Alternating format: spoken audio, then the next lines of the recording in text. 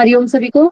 दिसंबर 2019 का question paper हम लोग करने वाले हैं, जिसमें 1 से 25 क्वेश्चन तक हम लोग कवर करेंगे। सबसे पहला क्वेश्चन है आपका, सांख्य शास्त्र का उद्देश्य है। तो आपको बताया गया है कि दुख निवारण जो है सांख्य दर्शन का उद्देश्य बताया गया है। और सांख्य दर्शन के प्रवर्तक कौन है? तो महर्षि कपिल है। ठीक है, ये आपको ध्यान रखना है। उसके बाद हम लोग देखते हैं कि सांख्य दर्शन में यहाँ पे उसका उद्देश्य ही बताया गया, दुख का निवारण। यहाँ पे 3 प्रकार के दुख की चर्चा की गई है सांख्य दर्शन में। ठीक है, 3 प्रकार के दुख। अब कौन कौन सा दुख बताया गया है? तो आध्यात्मिक, सबसे पहला बताया गया है आध्यात्मिक दुख। ओके। उसके बाद दूसरा आपको बताया गया है आदि भौतिक, आदि भौतिक। और तीसरा जो है वो बताया गया है आदि दैविक। ठीक है, आदि दैविक दुख बताया गया है। तो ये 3 दुख बताए गए हैं। आध्यात्मिक दुख अगर हम लोग देखते हैं तो ये शारीरिक और मानसिक दोनों तरीके से यहाँ पे लिया गया है। शारीरिक यानी कि आपका जब तीनों वात पित्त और कफ जो है, त्रिदोष जो है, जब उसमें इम्बैलेंस होता है तो आपका जो है शारीरिक दोष उत्पन्न होता है, व्याधियां उत्पन्न होती है। ओके। ओके। मानसिक जो है दुख के, मानसिक दुख के बारे में बताया गया है कि प्रिय का वियोग हो जाना, ठीक है, अप्रिय का संयोग हो जाना। तो ये सारी बातें जो है वो आपके मानसिक दुख के अंतर्गत आ जाएंगे आध्यात्मिक दुख में। ओके। शारीरिक और मानसिक दुख आपके आध्यात्मिक दुख के अंतर्गत आ जाएंगे। और आदि भौतिक, आदि भौतिक दुख जो है जिसमें मनुष्य या पशु पक्षी के द्वारा अचानक कुछ ऐसी घटनाएं हो जाती है, तो फिर आपको सांप के द्वारा काट लिया गया, तो ये सब क्या चीजें हैं? ये आदि भौतिक दुख के अंतर्गत आते हैं। आदि दैविक दुख जो कि आपका प्रकृति के द्वारा, ठीक है, जैसे कि सुनामी आ जाना, ठीक है, भूकंप आ जाना, ये सारी चीजें जो है ये आपके आदि दैविक के अंतर्गत आ जाएंगी। वर्षा का अत्यधिक, बिजली का गिरना, ये सारी चीजें आदि दैविक के अंतर्गत आ जाएंगी। ओके। सांख्य दर्शन हम लोग देख रहे हैं। सांख्य दर्शन में आपको कितने तत्व की चर्चा मिलती है? तो यहाँ पे आपको 24 तत्व की चर्चा मिलती है। ठीक है, 25 तत्व की चर्चा हम लोग 25 तत्व की चर्चा हम लोग भगवत गीता में देखते हैं, भगवत गीता में। ओके, 24 तत्व की चर्चा देखेंगे तो सांख्य दर्शन में 24 तत्व की चर्चा की गई है। और 26 तत्व की चर्चा बोला जाएगा तो आपके योग दर्शन में देखने को मिलता है। तो ये आपको ध्यान रखना पड़ेगा कितने कितने तत्व की चर्चा कहाँ पे की गई है। ओके। उसके बाद हम लोग देख लेंगे सांख्य दर्शन है। सांख्य दर्शन में कौन कौन से सिद्धांत देखने को मिलता है, ये आपको ध्यान रहना चाहिए। सांख्य दर्शन में देखते हैं तो कौन कौन से सिद्धांत हमें देखने को मिलता है। तो हम लोग देखते हैं सत्य कार्यवाद का सिद्धांत। ठीक है, सत्य कार्यवाद का सिद्धांत जो है ये बताया गया है। तो सत्कारवाद के सिद्धांत आप सभी को जो है ध्यान रखना है। सत्कारवाद के सिद्धांत के बारे में कार्य कारण का सिद्धांत बोला जाता है सत्कारवाद के सिद्धांत को। ओके, कार्य कारण सिद्धांत। उसके बाद हम लोग देखते हैं इसको द्वैतवादी दर्शन भी बोलते हैं। द्वैतवादी दर्शन भी बोला जाता है। क्यों बोला जाता है? क्योंकि ये प्रकृति और पुरुष की बातें करता है। ठीक है, प्रकृति और पुरुष, तो इसी वजह से इसको द्वैतवादी दर्शन बोलते हैं। ओके। थ्योरी ऑफ इवोल्यूशन यानी कि सृष्टि का सिद्धांत भी बताया गया है। जब प्रकृति और पुरुष जो निकट आता है, ठीक है, तो उसमें जो है जो भी असंतुलन होती है और उससे जो सृष्टि की शुरुआत होती है। तो थ्योरी ऑफ इवोल्यूशन भी हम लोग बोलते हैं, सांख्य दर्शन के जो सिद्धांत में आते हैं। ठीक है। परिणामवाद का सिद्धांत आपको ध्यान रखना है। परिणामवाद का सिद्धांत ये भी कहाँ देखने को मिलता है? तो ये भी आपको सांख्य दर्शन में बताया गया है कि कार्य कारण, कार्य जो होता है वो पहले से ही कारण में मौजूद होता है। तो ये आपको बताया गया है सांख्य दर्शन में। ओके। ये कैसा दर्शन है? सांख्यवादी दर्शन जो है वो कैसा दर्शन है? ये अनीश्वरवादी दर्शन इसको बोला जाता है। ठीक है, अनीश्वरवादी, अनीश्वरवादी दर्शन के नाम से भी जानते हैं। शाश्वत, अगर ईश्वरवादी दर्शन बोला जाएगा तो वो आपके क्या हो जाएंगे? योग दर्शन हो जाएंगे। ठीक है, योग दर्शन जो है वो ईश्वरवादी दर्शन है, ये आपको ध्यान रखना है। ओके। यहाँ जो सत्कारवाद मैंने बताया कि सत्कारवाद का सिद्धांत यहाँ पे दिया गया है, इसके अंतर्गत 5 हेतु आते हैं। वो आपके एग्जाम में से क्वेश्चन बनते हैं, वो 5 हेतु आपको याद होने चाहिए कि क्या क्या 5 हेतु आते हैं सत्कारवाद के अंतर्गत। ठीक है, तो सबसे पहले आता है 1 नंबर में असद कारनाथ, असद कारनाथ। ओके। दूसरा आपका आता है उपादान ग्रहनाथ, उपादान ग्रहनाथ। ये सीक्वेंस में लगाने के लिए आपके एग्जाम में क्वेश्चन पूछे जाते हैं। असद कारनाथ, उपादान ग्रहनाथ, सर्व संभवा भावात। ठीक है, सर्व संभवा भावात जो है ये बताया जाता है 3 नंबर पे। 4 नंबर पे आपका आएगा सकस्य सत्य कारणात, सकस्य साक्य कारणात। ठीक है, ये आपको ध्यान रखना है, साक्य कारणात। उसके बाद 5 नंबर में आपको बताया गया है कारण भावात, कारण भावात। ठीक है, तो ये 5 जो है सत्कारवाद के हेतु बताए गए हैं जिसको आपको सीक्वेंस में याद रखना है। ओके। चलिए नेक्स्ट क्वेश्चन में चलते हैं हम लोग, दूसरा क्वेश्चन देखेंगे। दूसरा क्वेश्चन आपसे पूछा गया है, पतंजलि योग सूत्र के प्रथम सूत्र में योग शब्द का अर्थ व्यास भाष्य के अनुसार क्या बताया गया है? आपको यहाँ व्यास भाष्य के अनुसार बताना है, ठीक है, व्यास भाष्य के अनुसार। समाधि। समाधि। ओके, तो समाधि बताया गया, बिल्कुल सही बात है। अगर व्यास भाष्य के अनुसार देखते हैं तो आपको समाधि बताया गया है, बिल्कुल सही। अब यहाँ पे कर्मसु कौशलम लिखा गया है, ये आपके भगवत गीता में दूसरा अध्याय का जो है 50वां नंबर श्लोक में बताया गया है। ओके, अब यहाँ पे हम लोग अगर योग सीखो उपनिषद देखते हैं तो वहां पे आपको क्या क्या बताया गया योग सीखो उपनिषद में? अपान और प्राण, अपान प्राण, सूर्य चंद्र, सूर्य चंद्र, उसके बाद जीवात्मा परमात्मा, जीवात्मा परमात्मा, और उसके साथ स्वरज और स्वरेतज, ठीक है, स्वरज और स्वरेतज रेत, ये जो है बताया गया है किसके अनुसार? तो आपको योग सीखो उपनिषद के अनुसार बताया गया है, ठीक है, योग सीखो उपनिषद के अनुसार योग की परिभाषा। तो यहाँ पे जीवात्मा परमात्मा आपके इसमें ऐड है, तो ये आपको ध्यान रखना है, ठीक है। और अगर हम लोग देखेंगे पतंजलि का अगर सबसे पहला सूत्र देखेंगे, ठीक है, पतंजलि जो सूत्र है सबसे पहला, उसमें क्या बताया गया? अथा योगानुशासनम, सबसे पहला सूत्र अथा योगानुशासनम बताया गया पतंजलि योग सूत्र का, अगर हमें देखना हो तो, ठीक है, ये आपको ध्यान रखना है। नेक्स्ट क्वेश्चन में चलेंगे। नेक्स्ट आपका क्वेश्चन बताया गया पुरुषार्थ चतुष्टय क्या है, और सही समूह का विकल्प चुने। पुरुषार्थ चतुष्टय आपको बताना है। Fourth option. फोर्थ ऑप्शन बिल्कुल सही। धर्म अर्थ काम और मोक्ष को पुरुषार्थ चतुष्टय बोला जाता है, ठीक है। धर्म में जो है यहाँ पे हम लोग देखेंगे जो भी कर्तव्य पालन करना पड़ता है वो आपके कर्तव्य पालन इसके अंतर्गत आएंगे, जो भी नीति है वो आपको निभाना पड़ता है। अर्थ में आप लोग आजीविका पार्जन यानी कि धन और संसाधन जुटाना, ये अर्थ है।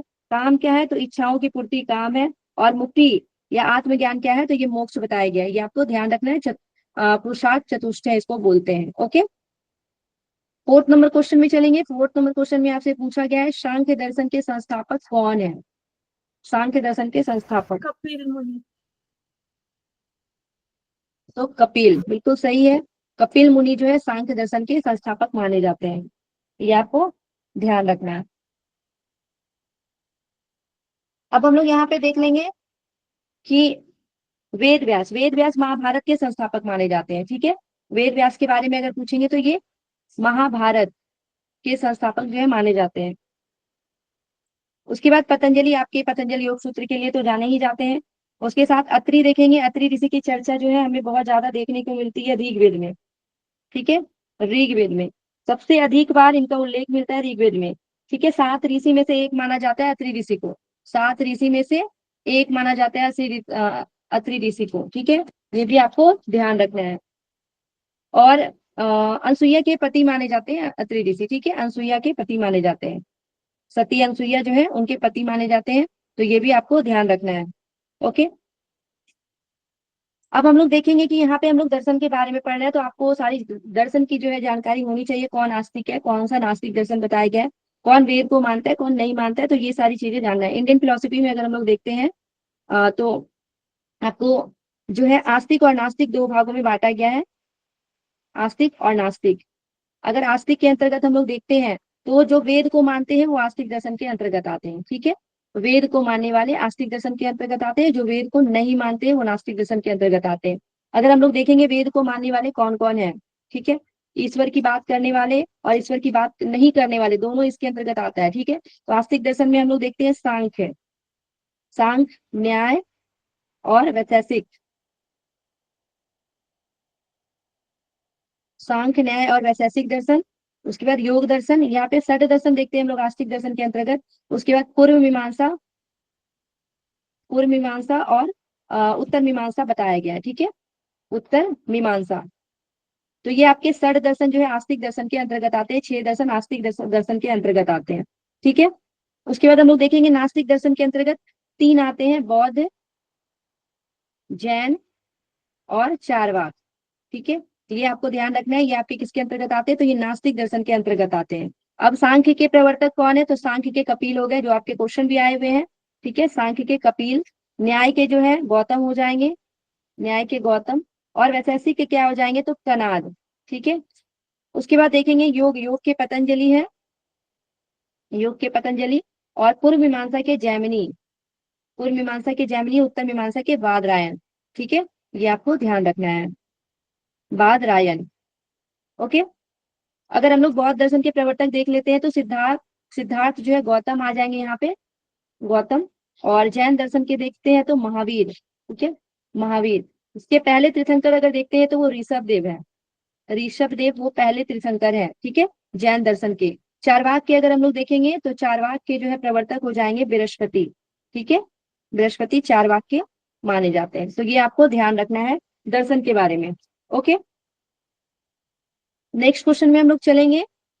नेक्स्ट आपका 5 नंबर क्वेश्चन है। यहाँ आपसे पूछा गया है, तैत्तिरीय उपनिषद के अनुसार भृगुबल्ली में ब्रह्म अनुभूति के लिए किन तकनीकी का उल्लेख किया गया, कौन से तकनीक का उल्लेख किया गया, ये बताना है आपको। तप। ओके, तो तप का उल्लेख किया गया, ये आपको ध्यान रखना है। तैत्तिरीय उपनिषद में जो है भृगुबल्ली में जो है ब्रह्म की अनुभूति के लिए किस तकनीक का उल्लेख किया गया है, तो तप का। अब यहाँ पे हम लोग देखेंगे कि यहाँ पे भृगु और वारुणी संवाद जो है, भृगु, भृगु ऋषि और वरुण ऋषि जो है उसके पिता रहते हैं, और भृगु जो है वो वरुण ऋषि के जो है पुत्र हैं। तो यहाँ पे देखते हैं कि भृगु ऋषि के द्वारा जो है परमात्मा को जानने के लिए 6 साधन इन्होंने बताया, भृगु ऋषि। ठीक है, परमात्मा को जानने के 6 साधन बताए गए हैं। 6 साधन, कौन कौन से 6 साधन बताए गए हैं, तो अन्न, प्राण, चक्षु, ये सीक्वेंस से पूछा जाता है एग्जाम में। अन्न, प्राण, चक्षु, श्रोत, मन और वाणी। ठीक है, मन और वाणी जो है ये बताए गए हैं, मन और वाणी। ओके, तो भृगु ऋषि के अनुसार देखेंगे तो 6 साधन बताए गए ब्रह्म प्राप्ति के, अन्न, प्राण, चक्षु, श्रोत, मन और वाणी। ओके, ये आप लोगों को ध्यान रखना है। उसके बाद तप ही ब्रह्म है, भृगु ऋषि के द्वारा क्या बताया गया कि तप ही क्या है, ब्रह्म है। ठीक है, तप ही ब्रह्म भृगु ऋषि के अनुसार बताया गया। और तप के बाद की महिमा उन्होंने बताया कि तप के बाद उन्होंने बताया कि अन्न भी ब्रह्म है, प्राण भी, मन, विज्ञान और आनंद, ये सभी क्या है, ब्रह्म है। तो सबसे पहले जो है तप करने के बाद तप जो महिमा उन्हें देखने को मिली उसमें से अन्न में, उसके बाद प्राण, मन, विज्ञान और आनंद, ये सभी चीजों को जो है उन्होंने ब्रह्म का, अंत में जो है आनंद ही ब्रह्म है। ठीक है, ये आपको ध्यान रखना है जो कि भृगु ऋषि के अनुसार बताया गया। ओके, अगर हम लोग देखते हैं तैत्तिरीय उपनिषद, तो तैत्तिरीय उपनिषद में हमें 3 वल्ली देखने को मिलती है। ठीक है, 3 वल्ली आपको ध्यान रखना है। शिक्षा वल्ली, ब्रह्मानंद वल्ली और भृगु वल्ली की चर्चा जो है तैत्तिरीय उपनिषद में देखने को मिलता है, जिसमें 12, 9 और 10 अनुवाक बताए गए हैं। ठीक है, 5 महासंहिता की चर्चा मिलती है, 5 महासंहिता की चर्चा देखने को यहाँ पे मिलती है। ठीक है, ये ध्यान रखना है।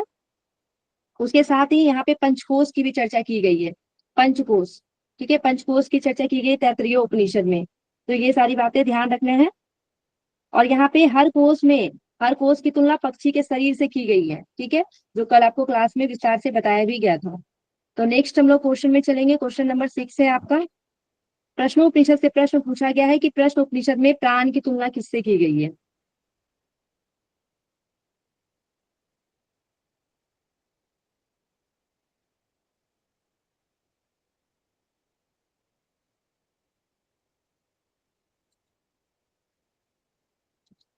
ठीक है, बताना है प्रश्नोपनिषद में प्राण की तुलना किससे की गई है।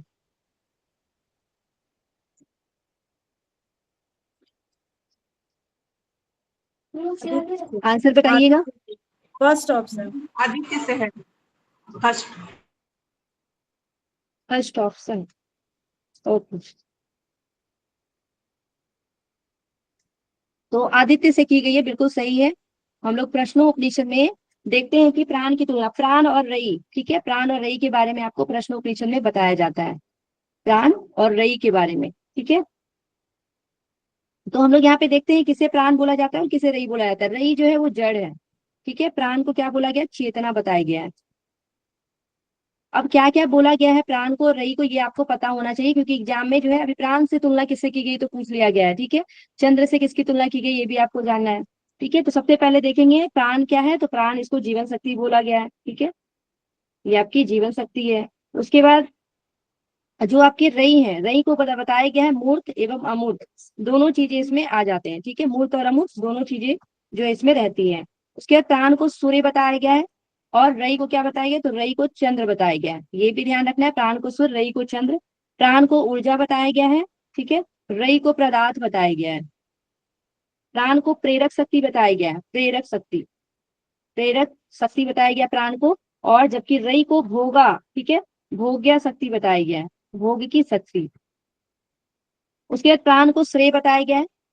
प्राण जो है क्या है, तो श्रेय बताया गया है। और रई को प्रेय बताया गया। श्रेय मार्ग और प्रेय मार्ग पढ़ते हैं ना हम लोग, तो श्रेय जो है किसको बताया गया है, प्राण को बताया गया है। और सॉरी, श्रेय जो है वो प्राण को बताया गया है, और रई को जो है प्रेय बताया गया है। ये आपको ध्यान रखना है। उसके बाद दिन और रात, दिन बताया गया है प्राण को, रात बताया गया है रई को, ठीक है। उत्तरायण, उत्तरायण किसे बताया गया, तो प्राण को उत्तरायण बताया गया है। उत्तरायण प्राण को बताया गया है, और दक्षिणायन जो है ये आपके रई को बताया गया है, ये ध्यान रखना है। उसके साथ निष्काम कर्म, निष्काम कर्म जो है वो प्राण को बताया गया है, निष्काम कर्म। और सकाम कर्म जो है आपका बताया गया है रई को। अग्नि, अग्नि जो है बताया गया है, वो बताया गया आपका प्राण को। और अन्य जो है, अन्य अन्य बताया गया है रई को। तो ये भी ध्यान रखना है। अभी आपसे यहाँ पूछा गया था आदित्य, ठीक है, तो आदित्य यहाँ पे क्या हो जाएगा आपका प्राण, प्राण की तुलना जो है आदित्य से की गई है, ठीक है। यहाँ पे चंद्र आ जाएगा, तो चंद्र का क्या हो जाएगा, ये रई, रई के लिए आपका हो जाएगा चंद्र, ठीक है। ये प्रश्नोपनिषद आपको ध्यान रखना है कि क्या क्या बातें यहाँ पे बताई गई हैं। यहाँ पे प्रश्नोपनिषद जो है कौन से वेद से जुड़ा हुआ है, ये ध्यान रखना है, ये आपके अथर्ववेद से जुड़ा हुआ है, अथर्ववेद से जुड़ा हुआ है। उसके बाद यहाँ पे देखेंगे तो ऋषि कौन है, मुख्य ऋषि कौन है, तो पिपलाद है, ठीक है। मुख्य ऋषि जो है पिपलाद है, ये आपको ध्यान रखना है। और 6 अन्य ऋषि की भी यहाँ पे चर्चा की गई है, तो वो 6 ऋषि का भी ध्यान रखना है कि कौन 6 ऋषि है और उनके द्वारा क्या क्या प्रश्न पूछा गया है, ठीक है। काबंदी, भार्गव, अश्वलायन, सौर्यायनी, सत्यकाम और सुकेशा जो है, ये 6 ऋषि की चर्चा यहाँ पे की गई है। ओके, तो ये सारी बातें जो है ध्यान रखना है प्रश्नों विषय से संबंधित। नेक्स्ट हम लोग 7 नंबर क्वेश्चन में चलेंगे। 7 नंबर क्वेश्चन में बताया गया है कि निम्नलिखित में से क्या पड़ा विद्या से संबंधित है। अब पड़ा और अपरा विद्या से संबंधित क्वेश्चन पूछा गया है, आपको बताना है क्या होगा। अक्षर ज्ञान, फर्स्ट ऑप्शन।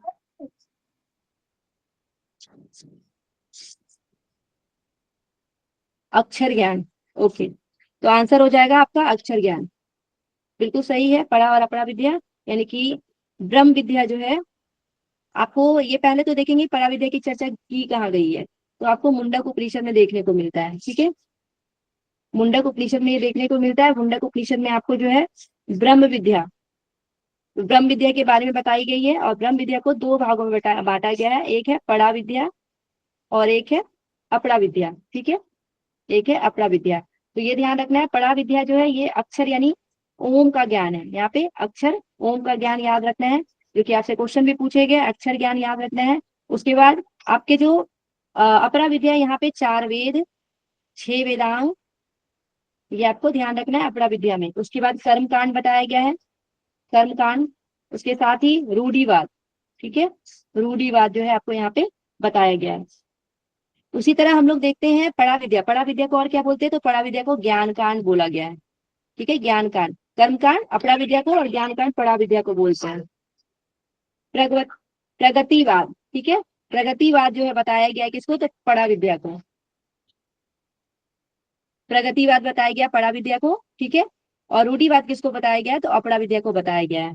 ओके, तो ये आपको ध्यान रखना है मुंडक उपनिषद में, जहाँ पे आपको पड़ा और अपरा विद्या के बारे में बताया गया है। लेकिन यहाँ पड़ा अपरा की चर्चा है, उसके साथ हम लोग भगवत गीता में भी देखते हैं, ठीक है। भगवत गीता में भी आपको पड़ा और अपरा की चर्चा जो है आपका 7वां अध्याय में देखने को मिलता है, ठीक है। 7वां अध्याय में आपको पड़ा और अपरा की चर्चा देखने को मिलती है। ओके, क्या बताया गया 7वां अध्याय का जो है, पहले आपको नाम पता होना चाहिए कि 7वां अध्याय का नाम क्या है, ठीक है। तो ज्ञान विज्ञान योग में आपको देखने को मिलता है ज्ञान विज्ञान योग, जहाँ पे आपको पड़ा और अपरा विद्या के बारे में चर्चा मिलती है।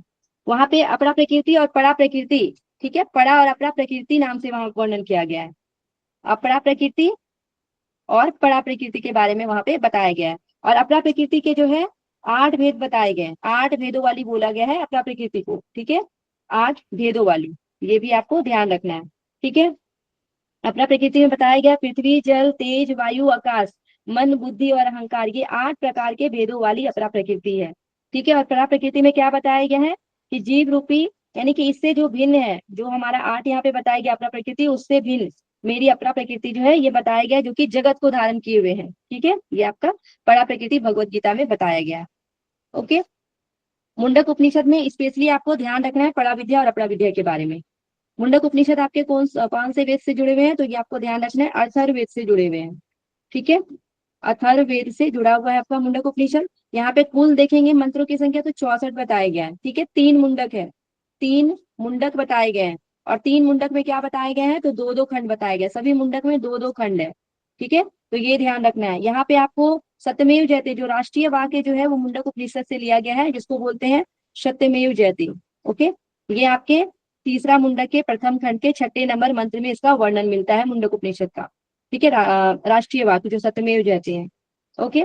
उसके बाद एक श्लोक है प्रणव को धनुष बताया गया है, ठीक है। इसकी चर्चा जो है ध्यान बिंदु उपनिषद और साथ में आपको यहाँ भी देखने को मिलती है, तो दोनों आपको एक साथ याद रखना है। ओमकार को धनुष बताया गया है, ठीक है। ओमकार को धनुष, आत्मा को जो है, आत्मा को बाण बताया गया है, और ब्रह्म को लक्ष्य बताया गया है, ठीक है। ब्रह्म को लक्ष्य बताया गया है, तो इसकी चर्चा जो है ध्यान बिंदु उपनिषद में भी देखने को मिलती है, ठीक है। योगो उपनिषद जो आपका ध्यान बिंदु उपनिषद है वहां भी आपको देखने को मिलती है, और साथ में मुंडक उपनिषद में भी देखने को मिलता है। तो ये दोनों बातें आपको ध्यान रखना है कंपेयर करने के लिए, ठीक है। क्लियर होगा सभी को। अब हम लोग चलेंगे नेक्स्ट क्वेश्चन में। नेक्स्ट क्वेश्चन में देखेंगे स्वर, वर्ण, स्वर, मात्रा, बल, साम और संधि, ये सब शिक्षा के सार वस्तुएं हैं, और यह कथन किस उपनिषद का है। तैत्तिरीय उपनिषद।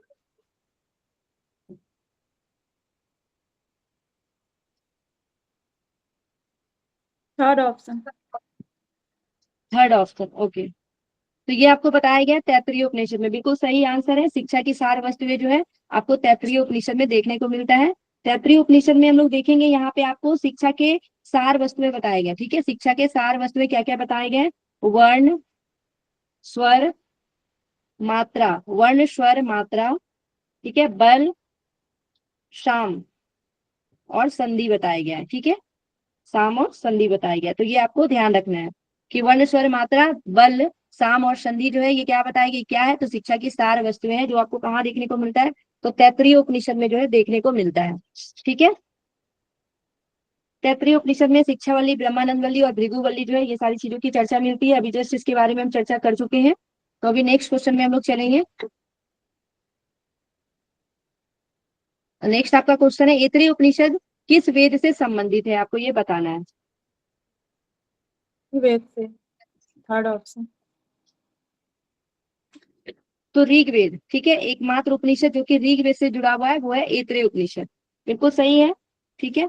तो यहाँ पे कौन कौन से वेद से कौन कौन से उपनिषद जुड़े हुए हैं वो आपको पता होना चाहिए। यजुर्वेद, यजुर्वेद की अगर हम लोग देखते हैं तो 2 शाखा है, ठीक है, शुक्ल यजुर्वेद और कृष्ण यजुर्वेद। तो आपको पता होना चाहिए कि कृष्ण यजुर्वेद के अंतर्गत कौन है और शुक्ल यजुर्वेद के अंतर्गत जो है कौन कौन से उपनिषद, मुख्य उपनिषद आते हैं। 10 मुख्य उपनिषद की बात कर रहे हैं, उसी से हम यहाँ पे देखेंगे, ठीक है। तो ईशावास्य उपनिषद, ईशावास्य उपनिषद, और साथ में आपका जो है बृहदारण्यक उपनिषद, ठीक है। बृहदारण्यक उपनिषद जो है ये आपके शुक्ल यजुर्वेद से जुड़ा हुआ है। कृष्ण यजुर्वेद से देखेंगे तो कठ उपनिषद हो जाएंगे आपके, और साथ में आपके तैत्तिरीय उपनिषद हो जाएंगे, ठीक है। तैत्तिरीय उपनिषद ये आपके कृष्ण यजुर्वेद से जुड़ा गया है, ठीक है। उसके बाद हम लोग देख लेंगे सामवेद, सामवेद से आपके जो है 2 उपनिषद है सामवेद से। कौन कौन बताया गया सामवेद से, तो केन उपनिषद, केन और छांदोग्य उपनिषद, केन और छांदोग्य उपनिषद जो है ये आपके सामवेद से जुड़ा गया है, ठीक है। अब हम लोग देख लेंगे कि अथर्ववेद, अथर्ववेद से जो है कौन कौन से उपनिषद जुड़ा हुआ है अथर्ववेद से। तो अथर्ववेद से आपके 3 उपनिषद है, प्रश्न, मुंडक और मांडुक्य, ठीक है। प्रश्न, मुंडक और मांडुक्य उपनिषद जो है ये आपके अथर्ववेद से जुड़ा हुआ है, ठीक है। एकमात्र उपनिषद जो ऋग्वेद से जुड़ा हुआ था वो ऐतरेय उपनिषद था, ओके। यहाँ सभी उपनिषद का जो है बता दिया गया है कि कौन से उपनिषद कौन से वेद से जुड़ा गया है, ठीक है, ये सभी लोग याद रखेंगे। उसके बाद अगर आपसे एग्जाम में और भी जैसे पूछा जा सकता है कि मंत्रों की संख्या कौन कौन सी उपनिषद में कितना बताया गया है, तो वो भी आपको ध्यान रखना होगा। ठीक है, ईशावास्य उपनिषद में अगर हम लोग देख लेते हैं तो 18 मंत्रों की संख्या मिलती है। केन उपनिषद में अगर देखते हैं तो केन उपनिषद में आपको 4 खंड बताया गया है और 34 मंत्र बताया गया है। ठीक है, 4 खंड और 34 मंत्र। कट उपनिषद में देखेंगे तो 2 अध्याय है कट उपनिषद में, 2 अध्याय और यहाँ पे 6 वल्ली बताई गई है, 6 वल्ली, 2 अध्याय 6 वल्ली। टोटल मंत्र देखेंगे तो 119 मंत्र बताए गए आपको कठोपनिषद में। ठीक है, प्रश्नोपनिषद अगर हम लोग देखेंगे तो प्रश्नोपनिषद में आपको 6 प्रश्न पूछे गए हैं, 6 प्रश्न में 67 मंत्र की चर्चा मिलती है। ठीक है, उसके बाद मुंडक उपनिषद देखेंगे तो मुंडक उपनिषद में आपको 3 मुंडक की चर्चा मिलती है और 3 मुंडक में 6 खंड यानी 2-2 खंड की चर्चा की गई है प्रत्येक मुंडक में। ठीक है, 2-2 खंड यानी टोटल 6 खंड हो गए आपके। और मंत्र देखेंगे तो 64 मंत्र की संख्या है मुंडक उपनिषद में। ठीक है, मांडुक्य उपनिषद हम लोग देखेंगे, मांडुक्य उपनिषद, तो मांडुक्य उपनिषद में आपको बताया गया है 12 मंत्र, सबसे छोटा उपनिषद बोला जाता है मांडुक्य उपनिषद को, जहां मात्र 12 मंत्र की संख्या मिलती है। अगर हम लोग ऐतरेय उपनिषद में देख लेते हैं तो ऐतरेय में 3 अध्याय बताया गया है। ओके, 3 अध्याय में 5 खंड बताए गए हैं, 3 अध्याय उसके साथ क्या बताया गया, 5 खंड बताए गए। और मंत्र देखेंगे तो 33 मंत्र जो है बताए गए टोटल ऐतरेय उपनिषद में। उसके बाद तैतरेय उपनिषद देखेंगे तो तैतरीय उपनिषद में देखेंगे तो यहाँ पे 3 वल्ली की चर्चा की गई है और 3 वल्ली में 5 खंड बताए गए हैं। 3 वल्ली यहाँ पे खंड नहीं है, अनुवाद की चर्चा जो है यहाँ पे की गई है। ठीक है, 5 खंड आपके ऐतरेय उपनिषद में बताया गया है। ओके, 3 वल्ली है और यहाँ पे 31 अनुवाद की चर्चा है, 31 अनुवाद की चर्चा यहाँ पे की गई तैतरीय उपनिषद में, शिक्षा वल्ली, ब्रह्मानंद वल्ली और भृगु वल्ली में जो बांटा गया है। ठीक है, उसके बाद हम लोग देखते हैं छांदोग्य उपनिषद।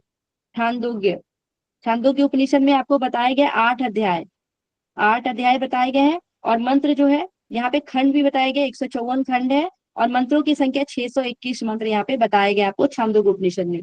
बृहदारण्यक उपनिषद जो सबसे अंतिम उपनिषद बना बताया गया मुख उपनिषद में, तो बृहदारण्यक उपनिषद में 6 अध्याय है। ओके, 6 अध्याय और 47 ब्राह्मण बताए गए हैं। ठीक है, 47 जो है ब्राह्मण बताए गए हैं, ये आपको ध्यान रखना है। ओके, अब ये तो आपके हो गए कि कितने मंत्र है कितने अध्याय है, ये आपको पता होना चाहिए। ठीक है, एक चीज और आपको ध्यान रखना है कि अगर हम लोग मुक्तिको उपनिषद के अनुसार देखते हैं तो टोटल जो उपनिषदों की संख्या कितनी बताई गई है। ठीक है, मुक्तिको उपनिषद के अनुसार 108। टोटल 108 जो है बताया गया उपनिषद की संख्या। अब इसको हम लोग किस प्रकार डिवाइड करेंगे ये भी आपको पता होना चाहिए। ठीक है, ऋग्वेद के अगर देखेंगे तो यहाँ पे आपको 10 उपनिषद बताए गए हैं। ओके, सामवेद के अगर पूछा जाएगा तो सामवेद के 16 बताए गए हैं। यजुर्वेद के अगर पूछा जाएगा तो यजुर्वेद में 2 भागों में बांटा गया है, शुक्ल और कृष्ण। तो शुक्ल में आपको बताया गया 19 और कृष्ण में बताया गया 32। ओके, अगर अथर्ववेद में देखेंगे, अथर्ववेद में आपको बताए गए हैं 31। तो ये भी आपको ध्यान रखना पड़ेगा, याद रहना पड़ेगा इसको भी। ठीक है, ये तो आपके हो गए 8 मुख उपनिषद, हम लोग टोटल इसको ऐड करेंगे तो ये समझ में आपको आ गया होगा। और अभी आपके क्वेश्चन आएंगे तो फिर हम लोग और देखेंगे जो आपके योग उपनिषद है वो कौन कौन से उपनिषद, कौन कौन से वेद से जुड़े हुए हैं वो हम लोग क्वेश्चन करेंगे। ठीक है, अभी हम लोग आगे चलते हैं। आपका इसका आंसर जो है हो गया है ऋग्वेद ऐतरेय उपनिषद से संबंधित है। ठीक है, नाद बिंदु उपनिषद जो कि आपके योग उपनिषद है वो भी आपके ऋग्वेद से ही संबंधित है, नाद बिंदु उपनिषद, ये भी आपको ध्यान रखना है। ओके, देख लेते हैं नेक्स्ट क्वेश्चन। आपसे क्वेश्चन पूछा गया है श्रीमद् भगवत गीता में मनो निग्रह का साधन क्या है, मनो निग्रह का साधन बताना है आपको। अभ्यास और वैराग्य। अभ्यास और वैराग्य, ओके, बिल्कुल सही, अभ्यास और वैराग्य जो है यहाँ पे आपको बताया गया है कि भगवत गीता में मनोनिग्रह का साधन बताया गया है। ओके, क्या बताया गया है, असंशयम महाबाहो मनो दु दु निर्गणहम चलम अभ्यासेन तू कौन्ते वैराग्येन च गृह्यते।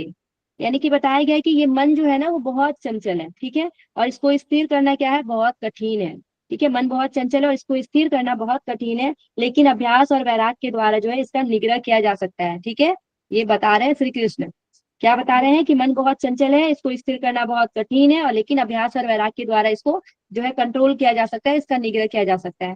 ये सेम बातें अगर हम लोग देखेंगे, सेम नहीं थोड़ा सा डिफरेंट है, अगर आप लोग योग सूत्र में जाएंगे, योग सूत्र में भी आपको अभ्यास और वैराग्य की चर्चा देखने को मिलती है, जो कि आपको समाधि पाद में देखने को मिलता है। ठीक है, समाधिपाद में। समाधिपाद के आप 12 नंबर सूत्र में जाएंगे तो वहां पे आपको बताया गया है अभ्यास वैराग्याभ्याम तन्निरोधा।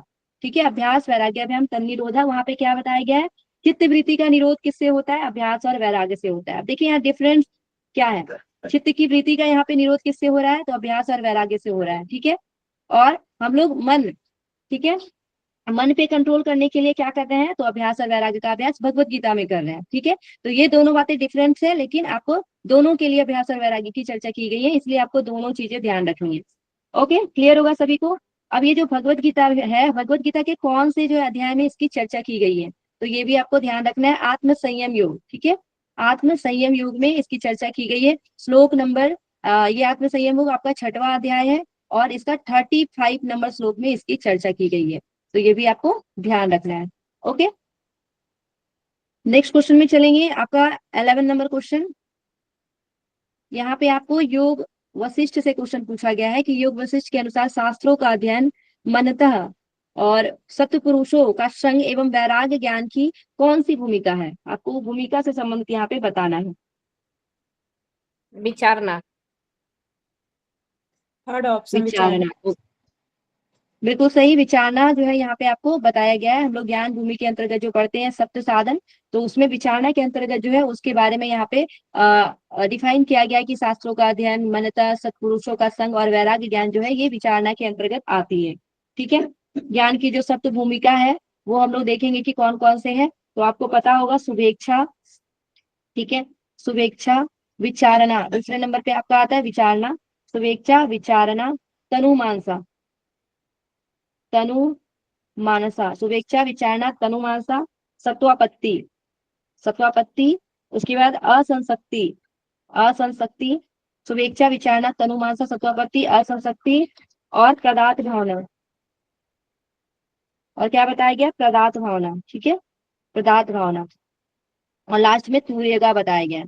अब इसको हम लोग अभी तक तो पढ़ रहे हैं कि 7 भूमिका है। ठीक है, इसका अन्य नाम भी है, अन्य नाम से भी आपसे एग्जाम में क्वेश्चन पूछा जाता है। ठीक है, तो आपको अन्य नाम भी ध्यान रखना है। शुभेच्छा को क्या बोला गया है, शुभेच्छा को श्रवण बोला गया है। ठीक है, विचारणा को मनन, तनुमानसा को बोला गया निदिध्यासन, निदिध्यासन। ओके, शुभेच्छा, विचारणा, तनुमानसा, निदिध्यासन हो गया। सत्वापत्ति, सत्वापत्ति को विलापिनी बोल दिया गया, विलापिनी।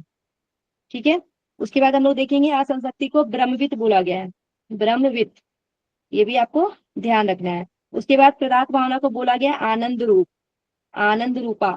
ठीक है, और लास्ट में आपको तूरिका को क्या बताया गया, तो तूर्य अवस्था बताया गया। तो इससे भी आपके क्वेश्चन कभी आप देखे होंगे, इससे पहले एक क्वेश्चन करवाया गया था जिसमें श्रवण, मनन, निध्यासन, विलापिनी और ब्रह्मविद को क्रम में लगाने के लिए दिया गया था। तो ये भी आपको ध्यान रखना है किस प्रकार जो है इसको लगाना है क्रम में। ठीक है, तो ये भी आपको याद होनी चाहिए। ओके, अब यहाँ पे मीनिंग से क्वेश्चन पूछ लिया गया है, तो आपको बाकी का भी मीनिंग पता होना चाहिए कि क्या क्या इसका अर्थ है।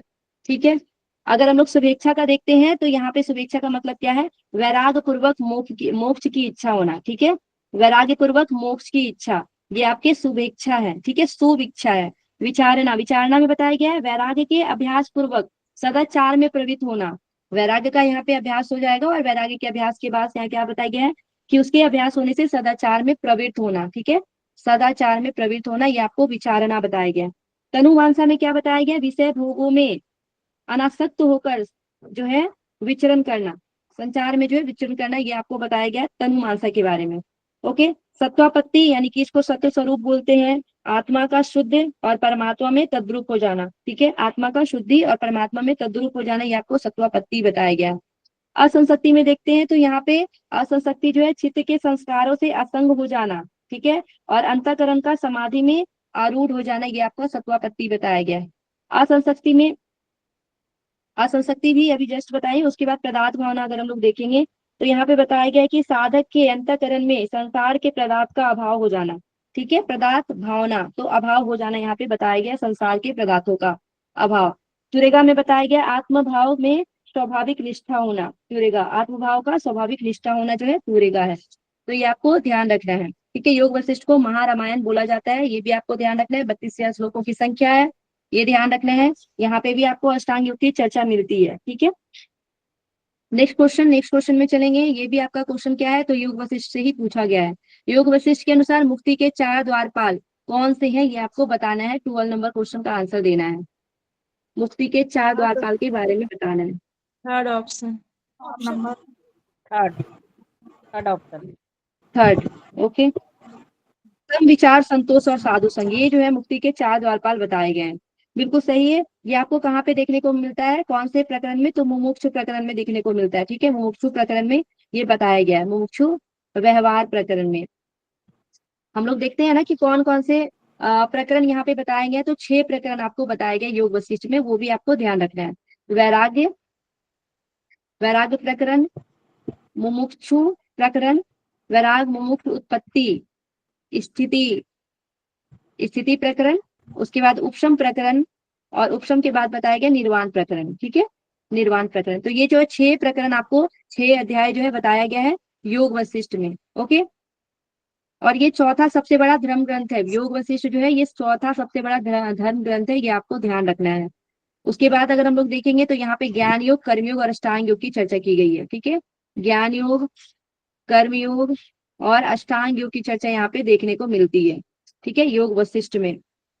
अन्य नाम भी ध्यान रखना है योग वशिष्ठ का, आर्ष रामायण, महारामायण, वशिष्ठ रामायण, योग वशिष्ठ रामायण, योग वशिष्ठ महारामायण, ज्ञान वशिष्ठ और वशिष्ठ गीता यहाँ पे बताया गया है।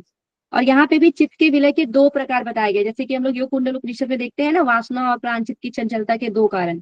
उसी प्रकार योग वशिष्ठ में भी आपको बताया गया चित्त के विलय के 2 उपाय बताए गए। ठीक है, कौन कौन सा बताया गया, तो एक बताया गया आत्मज्ञान। ठीक है, आत्मज्ञान, जिसको हम लोग परमात्मा का यथार्थ ज्ञान भी बोलते हैं। और दूसरा क्या बताया गया है, तो दूसरा आपको बताया गया है प्राण निरोध। ठीक है, प्राण निरोध। तो ये आपको ध्यान रखना है, जो कि योग कुंडल से थोड़ा सा आप इसको रिलेट कर सकते हैं।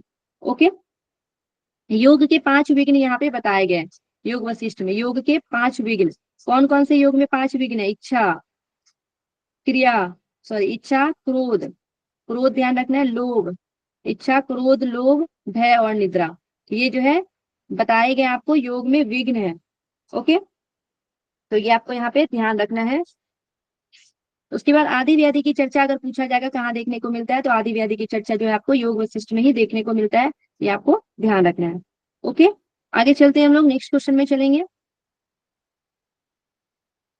नेक्स्ट आपका क्वेश्चन है त्रिशिकी ब्राह्मणोपनिषद से। त्रिशिकी ब्राह्मणोपनिषद के अनुसार समस्त वस्तुओं में उदासीन भाव होना क्या कहलाता है। कल अष्टांग योग का पूरा डिफाइन किया गया था त्रिशिकी ब्राह्मणोपनिषद के अनुसार, उसकी परिभाषा को। तो देखिए क्वेश्चन भी आपके सामने है, अब आप लोग जवाब दे सकते हैं। आसन होगा, आसन हो जाएगा। आसन हो जाएगा, बिल्कुल सही। तो यहाँ पे समस्त वस्तुओं में उदासीन भाव क्या बताया गया है, तो आसन को बताया गया है। ठीक है, ये आपको ध्यान रखना है।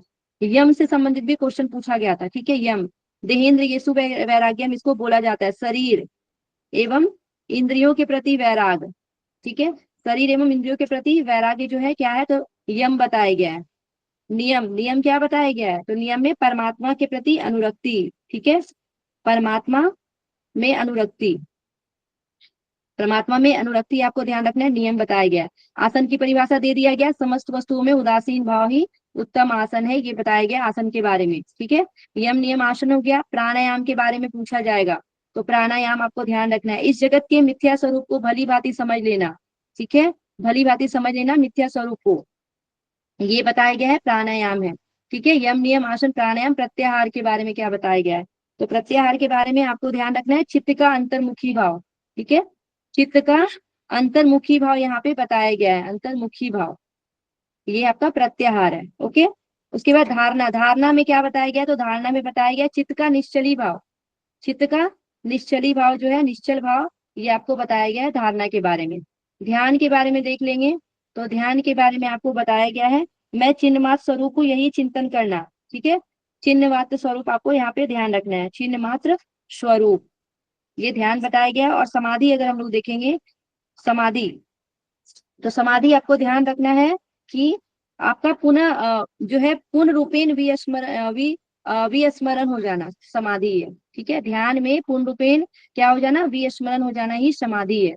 ठीक है, पूर्ण रूपेण विस्मरण हो जाना ध्यान में क्या है, समाधि बताया गया है, तो ये आपको ध्यान रखना है। ओके, तो ये परिभाषा जो अष्टांग योग त्रिशती ब्राह्मणोपनिषद में अष्टांग योग की यहाँ पे चर्चा देखने को मिलती है। यहाँ पे हम लोग देखते हैं 3 योग के बारे में देखने को मिलता है त्रिशिकी ब्राह्मणोपनिषद में।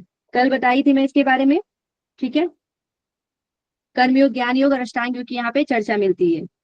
ओके, उसके साथ अगर हम लोग यहाँ पे देखेंगे तो 17 आसन, आसन की चर्चा यहाँ पे की गई है, 17 आसन की चर्चा यहाँ पे की गई है। उसके साथ धारणा की चर्चा यहाँ पे की गई है। धारणा कितनी बताया गया, तो 5 धारणा बताया गया है। ओके, 18 मर्म स्थान, 18 जो है मर्म स्थान की चर्चा यहाँ पे की गई है। मर्म स्थान जो है 18 और कहाँ पे देखने को मिलता है, तो यहाँ पे वशिष्ठ जो है संहिता में भी देखने को मिलता है। 2 ग्रंथों में ही बताया गया आपको 18 मर्म स्थान के बारे में। एक आपको त्रिशिकी ब्राह्मणोपनिषद, दूसरा वशिष्ठ जो है संहिता में बताया गया है, ठीक है। तो ये भी आपको ध्यान रखना है। 10 यम और 10 नियम भी बताए गए हैं, ठीक है। वशिष्ठ संहिता में भी 18 मर्म स्थान है और त्रिशिकी ब्राह्मणोपनिषद में भी 18 मर्म स्थान है। बस ये 18 मर्म स्थान की चर्चा बस यही 2 जगह मिलता है, एक वशिष्ठ संहिता में और दूसरा त्रिशिकी ब्राह्मणोपनिषद में, ठीक है। ये आपको ध्यान रखना है। ओके, अब यहाँ पे हम लोग जैसे कि योग उपनिषद पढ़ रहे हैं, तो योग उपनिषद जो है आपके कौन सा, योग उपनिषद कौन से वेद से जुड़ा हुआ है ये भी आपको जानना जरूरी है, ठीक है। तो एक बार आप लोग ध्यान रखिएगा तो फिर दिक्कत नहीं होगा आगे। सबसे पहले हम लोग देखते हैं श्वेता श्वेतर उपनिषद के बारे में, ठीक है। श्वेता श्वेतर उपनिषद ये जो है आपके कृष्ण यजुर्वेद से जुड़ा हुआ है, ठीक है, कृष्ण यजुर्वेद से। 4 ऐसे उपनिषद है जो कि आपके कृष्ण यजुर्वेद से जुड़े हुए हैं योग उपनिषद के, ठीक है। तो श्वेता श्वेतर उनमें से एक है। श्वेता श्वेतर में टोटल अगर मंत्रों की संख्या देखा जाए तो 113 है, ये भी आपको ध्यान रखना है। योग कुंडल उपनिषद अगर हम लोग देखते हैं, ठीक है, योग कुंडल उपनिषद, तो यहाँ पे आपको ये भी कृष्ण यजुर्वेद से जुड़ा हुआ है, ठीक है। योग कुंडल उपनिषद में 171 मंत्रों की संख्या है। योग चूड़ामणि, योग चूड़ामणि अगर हम लोग देखते हैं तो योग चूड़ामणि उपनिषद में मंत्रों की संख्या 121 बताया गया है और ये सामवेद से जुड़ा हुआ है, सामवेद से। ओके, त्रिशिकी ब्राह्मणोपनिषद जो कि अभी हम लोग जस्ट देखे, त्रिशिकी ब्राह्मणोपनिषद ये एकमात्र ऐसा योग उपनिषद है जो कि आपके शुक्ल यजुर्वेद से जुड़ा हुआ है, ठीक है। शुक्ल, ये अकेले शुक्ल यजुर्वेद से यहाँ पे जुड़ा हुआ है, ठीक है, शुक्ल यजुर्वेद। उसके बाद हम लोग देख लेंगे ध्यान बिंदु योग तत्वोपनिषद और ध्यान बिंदु उपनिषद के बारे में। तो पहले देख लेते हैं हम लोग योग तत्वोपनिषद के बारे में। योग तत्वोपनिषद और प्लस ध्यान बिंदु उपनिषद, ये दोनों जो है आपके कृष्ण यजुर्वेद से जुड़े हुए हैं, ठीक है, कृष्ण यजुर्वेद, ये आपको ध्यान है। तो 4 उपनिषद हो गए आपके कृष्ण यजुर्वेद से।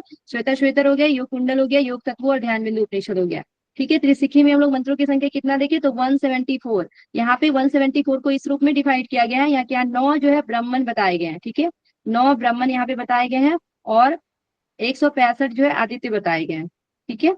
तो इस तरीके से आपको यहाँ पे ध्यान रखना है, इसको ऐड करेंगे तो 174 हो जाएगा। योग तो तत्वोपनिषद में मंत्रों की संख्या देखते हैं तो 142, ध्यान बिंदु उपनिषद में मंत्रों की संख्या 106 बताया गया है। ओके, नाद बिंदु उपनिषद आपको ध्यान रखना है, नाद बिंदु उपनिषद। तो नाद बिंदु उपनिषद में जो है टोटल मंत्रों की संख्या देखेंगे तो 56 है। और कौन से उपनिषद से ये जुड़ा हुआ है, तो ऋग्वेद से जुड़ा हुआ है, ठीक है, ऋग्वेद से। जैसे इतरे उपनिषद ऋग्वेद से जुड़ा हुआ था, उसी तरह नाद बिंदु उपनिषद ऋग्वेद से जुड़ा हुआ है। योग राजो उपनिषद जो है वो कोई भी वेद से जुड़ा हुआ नहीं है, ठीक है, कोई भी वेद से जुड़ा हुआ नहीं है और इसे मंत्रों की संख्या 21 है। तो ये आपको ध्यान रखना है। क्लियर होगा सभी को। अगर संवाद के बारे में पूछ लिया जाएगा कि त्रिशिखी ब्राह्मणों उपनिषद में किसके किसके बीच संवाद मिलता है, तो आपको ध्यान रखना है त्रिशिखी ब्राह्मण और भगवान आदित्य के बीच संवाद मिलता है, ठीक है, त्रिशिखी ब्राह्मण और भगवान आदित्य के बीच जो है संवाद मिलता है, ये आपको ध्यान रखना है। ओके, नेक्स्ट क्वेश्चन में हम लोग चलेंगे। यहाँ पे आपका आंसर था आसन। नेक्स्ट आपका क्वेश्चन है योग तत्वोपनिषद के अनुसार पंच महाभूत की धारणा को कितनी देर तक करने का निर्देश है, कितनी देर तक करने का निर्देश दिया गया है योग तत्वोपनिषद के अनुसार, आपको बताना है। 5 घटिका, 5 घटी, 5 घटी,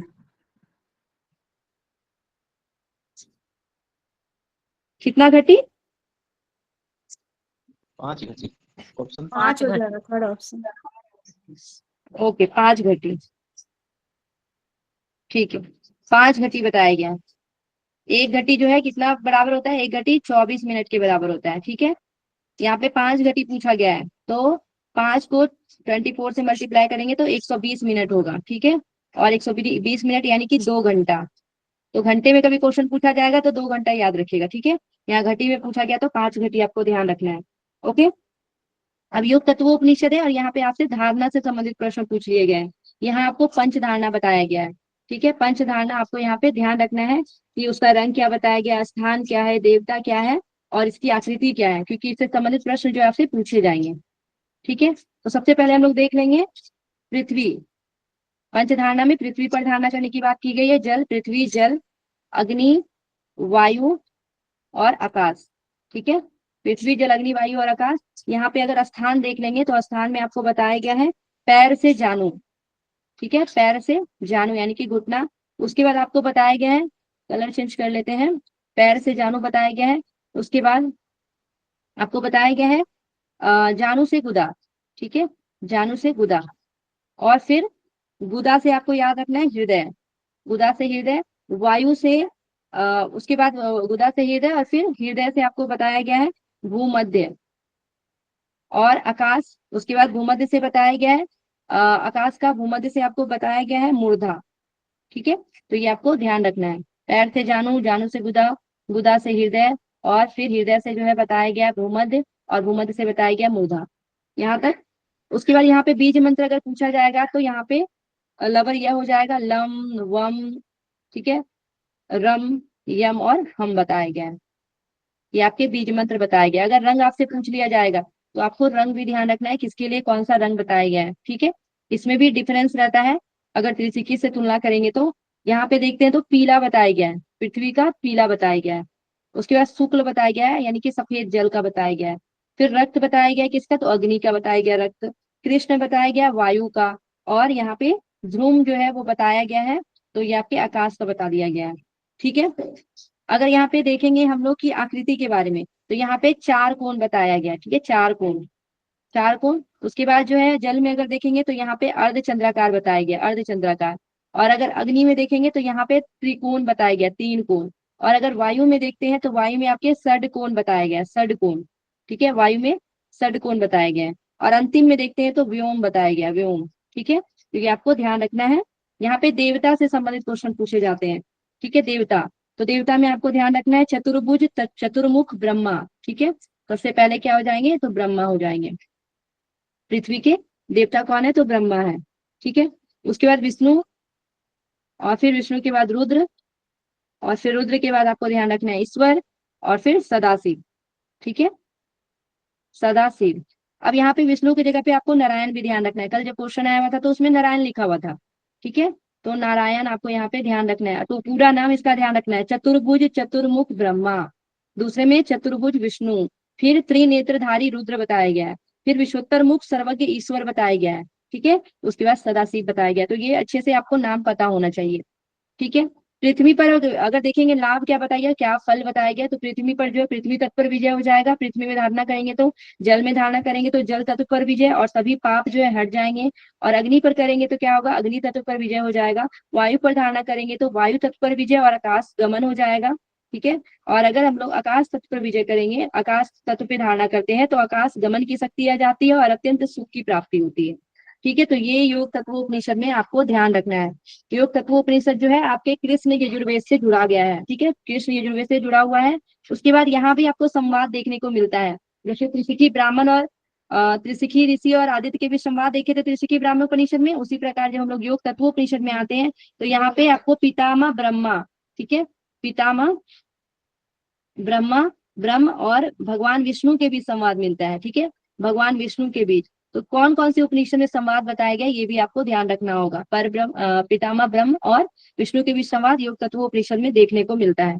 ठीक है, इसमें मंत्रों की संख्या जो है कितना बताया गया है, तो 142 बताया गया योग तत्वोपनिषद में। ठीक है, उसके बाद हम लोग यहाँ पे देखते हैं तो आपको चार जो है आसन बताया गया, चार आसन। चार आसन यहाँ देखने को मिलता है, सिद्धासन, ठीक है, पद्मासन, सिद्धासन, पद्मासन, सिंहासन और भद्रासन। ये आपको चार आसन यहाँ पे देखने को मिलता है। ठीक है, आरंभा घटा परीक्षण निष्पत्ति अवस्था की चर्चा, यानी कि अवस्था की भी यहाँ पे चर्चा देखने को मिलती है। भूचरी सिद्धि के बारे में देखने को मिलता है। ठीक है, भूचरी सिद्धि, भूचरी सिद्धि की चर्चा जो है कहाँ पे देखने को मिलती है, एक आपको शिव संहिता में देखने को मिलती है और एक योग तत्वोपनिषद में वर्णन मिलता है। तो ये भी आपको ध्यान रखना है। ठीक है, यहाँ पे सृष्टि का क्रम भी बताया गया। सृष्टि के क्रम में बताया गया परमात्मा, परमात्मा से अहंकार, अहंकार से पंचमहाभूत, पंचमहाभूत से आपका हो जाएगा धातु, और धातु से जो है गुणात्मक पिंड की उत्पत्ति हुई है। ठीक है, गुणात्मक पिंड। तो ये भी आपके क्वेश्चन बनेंगे, तो ध्यान रखिएगा। परमात्मा से अहंकार, अहंकार से पंचमहाभूत, पंचमहाभूत से धातु, और धातु से जो है आपके क्या हो जाएंगे, गुणात्मक पिंड की उत्पत्ति हुई है। ओके, योग तत्वोपनिषद के बारे में ये सारी चीजों को आपको ध्यान रखना होगा। अब योग तत्वोपनिषद में हम लोग यहाँ पे चतुरंग योग के बारे में पढ़ते हैं। ठीक है, यहाँ पे आपको चतुरंग योग के बारे में वर्णन मिलता है। योग के 4 प्रकार बताए जाते हैं। ओके, मंत्र योग, लय योग, हठ योग और राजयोग। तो चतुरंग योग की यहाँ पे चर्चा मिलती है। उसके साथ यहाँ पे हठ योग, जो आपके मंत्र योग, लय योग और हठ योग है, हठ योग के अंतर्गत जो है आपको अष्टांग योग की चर्चा मिलती है। ठीक है, अष्टांग योग की आपको यहाँ पे चर्चा मिलती है। तो ये ध्यान रखना है, चतुरंग योग प्लस अष्टांग योग दोनों की चर्चा आपको योग तत्वोपनिषद में देखने को मिलती है। ठीक है, ये बातें आपको ध्यान रखनी है।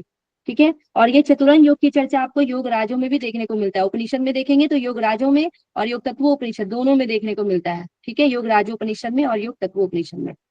ओके, आगे बढ़ते हैं, हम लोग नेक्स्ट क्वेश्चन करेंगे। और यहाँ पे 5 घटी की जो चर्चा की गई है, तो सभी को जो है आपको 5-5 घटी करने के लिए बोला गया है। जितनी धारणा है सभी को आपको 5-5 घटी करने के लिए बोला गया है। ठीक है, तो ये भी ध्यान रखना है, सभी में 5 घटी यहाँ पे लिख लेंगे। ओके, 5 घटी सभी में लिख लेंगे। आगे चलते हैं, नेक्स्ट क्वेश्चन करेंगे। नेक्स्ट क्वेश्चन भी फिर से योग तत्वोपनिषद से है। योग तत्वों में हठ योग के कितने अंग का उल्लेख है? अभी जस्ट बताए हूँ, आप लोग बता सकते हैं। अष्टांग योग। तो यहाँ पे योग 8 का 8 अंग, सॉरी योग तत्व में 8 है। ठीक है, 8 अंक की चर्चा मिलती है। ठीक है, यहाँ पे ऐसे बेसिकली चतुरंग योग तो ध्यान रखना है। चतुरंग योग में मंत्र योग, हठ योग, लय योग और राज योग की तो चर्चा यहाँ पे है। और इसी हठ योग में आपको अष्टांग योग की चर्चा की गई है। ठीक है, तो ये आपको ध्यान रखना है योग तत्वोपनिषद के अनुसार। ठीक है, कृष्ण यजुर्वेद से आपका योग तत्वोपनिषद जुड़ा हुआ है। अब यहाँ पे हम लोग देख लेते हैं कि आपका जो यहाँ पे मंत्र योग के लिए क्या बताया गया? तो मंत्र योग के लिए बताया गया है कि 12 वर्ष में जो है सिद्धि मिल जाती है। ठीक है, जैसे कि हम लोग शिव संहिता में ये बातें देखें, वहां भी ये बातें बताई गई है आपको कि 12 वर्ष में सिद्धि मिल जाती है। ठीक है, तो मंत्र में योग में आपको यहाँ ध्यान रखना है 12 वर्ष में, और अनिमा आदि सिद्धियां की प्राप्ति होती है। ठीक है, अनिमा आदि सिद्धि मिलती है। अनिमा आदि सिद्धि की चर्चा यहाँ पे की गई है। उसके बाद अल्प बुद्धि वाले को मंत्र योग की सिद्धि होती है। ठीक है, अल्प बुद्धि वाले को मंत्र योग की सिद्धि होती है। और अधम कोटि का साधक होता है। मंत्र योग का अधिकारी कौन होता है? तो अधम कोटि का साधक होता है। ये आपको ध्यान रखना है। लय योग के बारे में अगर पूछा जाएगा तो चित्त का लय ही लय योग बताया गया। और लय के कितने प्रकार बताए गए? यहाँ पे लय के करोड़ों प्रकार बताए गए हैं। ठीक है, कौन? योग तत्वोपनिषद में लय के करोड़ों प्रकार बताए गए हैं। और परमात्मा का निरंतर चिंतन करना ही लय योग बताया गया है। ठीक है, परमात्मा का निरंतर चिंतन, ठीक है, निरंतर जो है चिंतन करना ही क्या बताया गया है? तो आपको लय योग बताया गया है। हठ योग के बारे में यहाँ अष्टांग योग की चर्चा है, जो भी देखेंगे कि क्या क्या चीजें वहां बताई गई हैं। राजयोग पहले देख लेते हैं। राजयोग में आपको यहाँ पे बताया गया है वज्रोली एवं अमरोली। ठीक है, यहाँ पे राजयोग में वज्रोली एवं अमरोली साधने से है राजयोग की सिद्धि जो है हो जाती है, ये बताया गया है। ठीक है, वज्रोली और अमरोली साधने से राजयोग की सिद्धि करने में समर्थ है, ये आपको यहाँ पे बताया गया है राजयोग में। ठीक है, हठ योग के अंतर्गत जो है 8 चीजें यहाँ पे बताई गई हैं।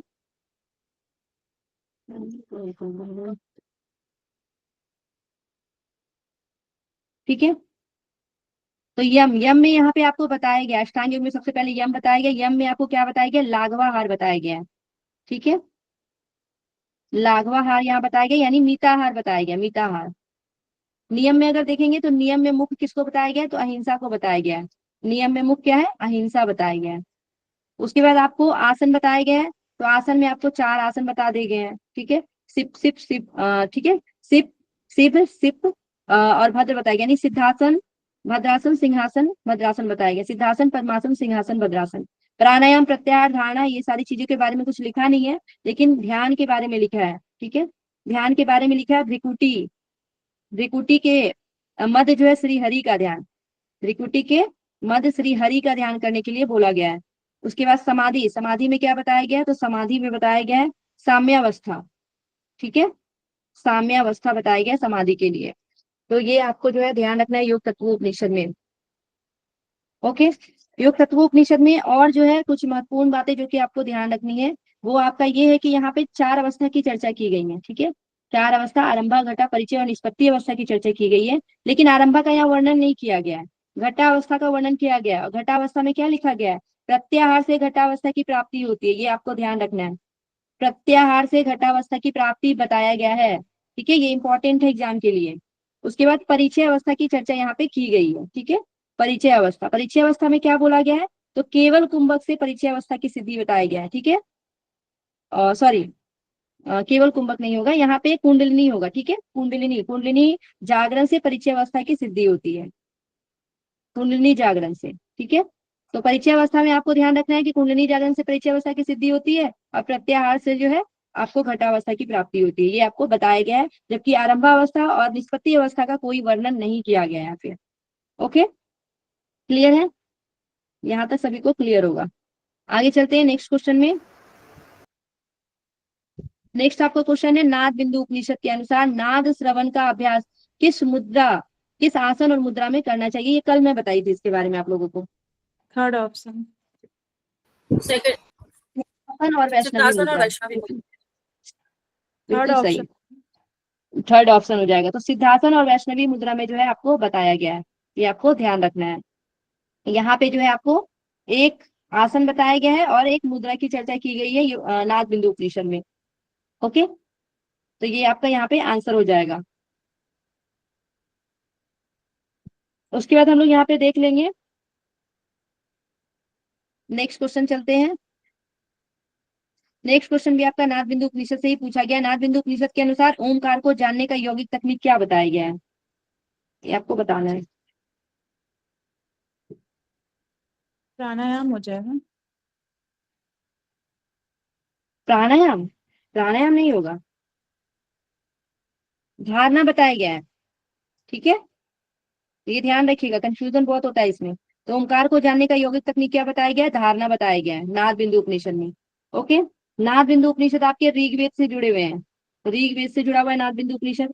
56 यहाँ पे मंत्रों की संख्या बताई गई है। सिद्धासन और वैष्णवी मुद्रा की चर्चा जो आपके ऊपर क्वेश्चन में पूछे गए थे, यहाँ पे आपको 4 अवस्थाओं की चर्चा मिलती है, ठीक है। जागृत, स्वप्न, सुषुप्ति और तुरीय अवस्था की चर्चा मिलती है, 4 अवस्था की चर्चा, ये भी आपको ध्यान रखना है, ठीक है। और यहाँ पे हंस विद्या, ठीक है, हंस विद्या की यहाँ पे चर्चा की गई है। ओमकार की 12 मात्रा के बारे में बताया गया है, ठीक है, 12 मात्रा के बारे में बताया गया ओमकार का, ठीक है। तो ये 12 मात्रा आपको ध्यान रखना है कि 12 मात्रा कौन कौन से है। उसके बाद हम लोग देखते हैं यहाँ पे कि हंस विद्या और उसके अंग पांगों का वर्णन किया गया है, ठीक है। हंस विद्या और उसके अंग पांगों का जो है वर्णन किया गया है। जैसे कि अगर हंस को देखेंगे तो हंस का बताया गया है कि इसका जो दाया वाला जो पंख है वो आपका आकार है, ठीक है, आकार बताया गया है। और उसके बायां वाला पंख को क्या बताया गया है, तो उकार बताया गया है, ठीक है। उसके बाद मकार जो है पूंछ को बताया गया है मकार। उसके सर को मस्तक बताया गया है, ठीक है। सिर, सिर जो है इसको अर्ध मात्रा बोलते हैं, अर्ध मात्रा, ठीक है। सिर को क्या बताया गया है, तो अर्ध मात्रा बताया गया है। तो आकार आपका क्या हो गया, आकार जो है आपका दक्षिण वाला यानी कि दाया वाला पंख, और बाया वाला पंख जो है क्या हो जाएगा, तो उकार हो जाएगा। पुच्छ जो है वो मकार है, और सिर जो है वो अर्ध मात्रा बताया गया है। उसके बाद इसके पैर, पैर को क्या बताया गया, तो पैर सत्वगुण, रजो और तमोगुणी बताया गया, रजो एवं तमोगुणी है इसके पैर, ठीक है। पैर इसके रजो और तमोगुणी बताया गया। इसके शरीर को क्या बताया गया, तो इसके शरीर जो है वो सतोगुणी है, ठीक है, शरीर जो है सतोगुणी बताया गया है, ये आपको ध्यान रखना है, ठीक है। अब इसके नेत्र, दाया और बाया नेत्र अगर देखेंगे तो दाई वाली नेत्र को लेफ्ट, राइट वाली नेत्र को क्या बताया गया है, तो राइट वाली नेत्र को धर्म बताया गया और लेफ्ट वाली नेत्र को अधर्म बताया गया है, ठीक है, ये आपको ध्यान रखना है। ओके, तो ये शरीर के पक्षी हंस से, हंस विद्या से जो है इसकी तुलना करके आपको ध्यान रखना है। उसके बाद और भी चीजें बताई गई, भू भुआ श्वः महाजना तपा सत्य बताया गया है, ठीक है। तो भू जो है आपको क्या बताया गया है, भू आपको दोनों पैर बताया गया है, ठीक है। यहाँ पे एक आदमी बना के इसको याद रख सकते हैं, ठीक है। तो आपको जो है भू दोनों पैर बता दिया गया है। उसके बाद सॉरी भू लिख देती हूँ यहाँ पे, भू, उसके बाद भुआ, ठीक है। यहाँ पे भू के बाद भुआ, भुआ जो है दोनों घुटना बता दिया गया है। उसके बाद स्व जो है कमर को बता दिया गया है, ठीक है। स्व जो है किसको बताया गया, तो कमर को। नाभि, नाभि को क्या बताया गया है, तो नाभि को महा बता दिया गया है, ठीक है, ये ध्यान रखना है। जना जो है हृदय को बता दिया गया है, जना हृदय है, ठीक है, जना हृदय बताया गया है। तपह, तपह जो है कंठ को बताया गया है, ठीक है, कंठ को क्या बताया गया, तो तपह बताया गया है। और सत्य जो है वो भूमध्य को बता दिया गया, भूमध्य को क्या बता दिया गया, तो सत्य। इस तरीके से आपको ध्यान रखना है भू भुआ श्वः महाजना तपा और सत्य के बारे में, ठीक है, क्लियर होगा यहाँ तक।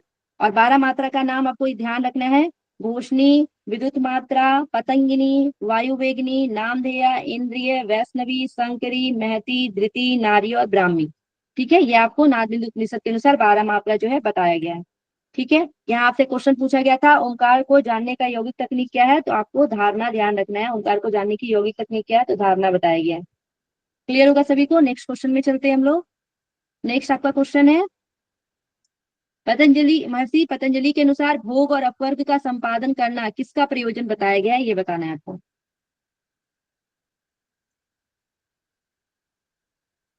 दृष्टा।